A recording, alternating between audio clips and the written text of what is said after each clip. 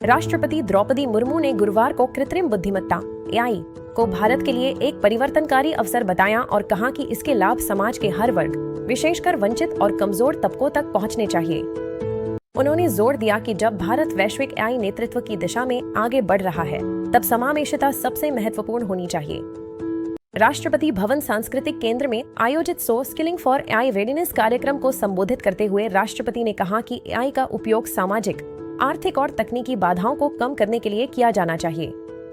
उन्होंने स्पष्ट किया कि तकनीक का उद्देश्य असमानता बढ़ाना नहीं, बल्कि अवसरों को समान रूप से उपलब्ध कराना होना चाहिए। पीटीआई के अनुसार राष्ट्रपति मुर्मू ने कहा कि एआई आने वाले दशकों में भारत की अर्थव्यवस्था के लिए एक महत्वपूर्ण विकास इंजन के रूप में उभर रहा है। यह जीडीपी वृद्धि, रोजगार सृजन और उत्पादकता में अहम योगदान देगा।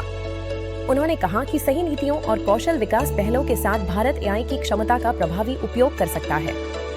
राष्ट्रपति ने देश के युवाओं और कार्यबल को एआई युग के लिए तैयार करने की आवश्यकता पर बल दिया।